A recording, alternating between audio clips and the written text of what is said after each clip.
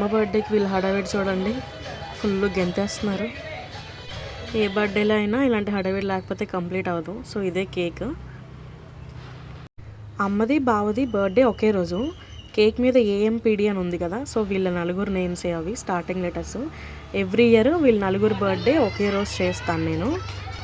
బావది అమ్మది ఈరోజు అయితే మిగిలిన వాళ్ళిద్దరిది ఒక్కొక్క రోజు గ్యాప్లో అనమాట. హ్యాపీ బర్త్డే సాంగ్ ఎంత మంచిగా పాడుతున్నారో మా వాళ్ళు. కేక్ కట్ చేసి తినిపించకుండా వెళ్ళిపోతున్నాడు మా బావ. అమ్మకి వెనిలా ఫ్లేవర్ ఇష్టమని ఈ ఇయర్ వెనిలా ఫ్లేవర్ తెచ్చాను కేక్.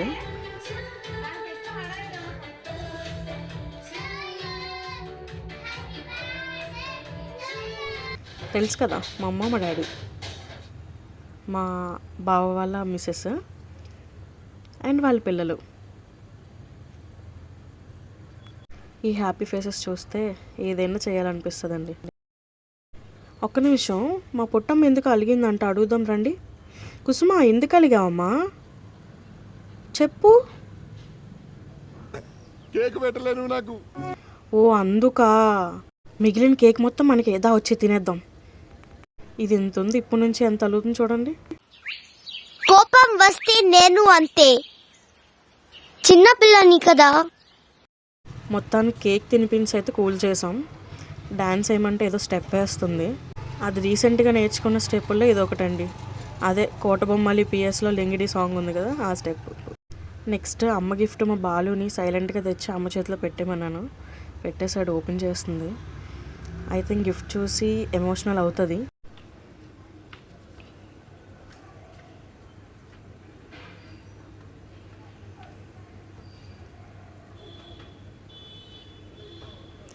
చెప్పానా, ఆ ఆనందం బాధ మొత్తం కలిపి వచ్చేస్తుంది మా అమ్మకి. మా వాళ్ళు కూడా చాలా సర్ప్రైజ్ ఫీల్ అయ్యారు.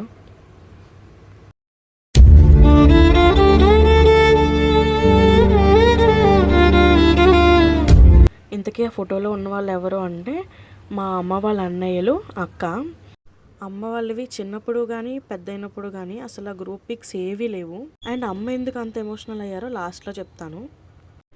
ఏ అకేషన్ అయినా మా ఇంట్లో ఇంతే హడావిడిగా ఉంటుందండి, అది ఎవరి బర్త్డే అయినా కూడా. మా భావన తల్లి సింగిల్ పర్ఫార్మెన్స్ ఇస్తుంది. ఇది వాళ్ళ స్కూల్లో నేర్చుకొని ఒక ఏదో అకేషన్కి వేసింది, రాములమ్మ సాంగ్కి. సో ఇప్పుడైతే స్టెప్పులు మర్చిపోయింది, ఏదో గుర్తున్న వేసి మేనేజ్ చేస్తుంది.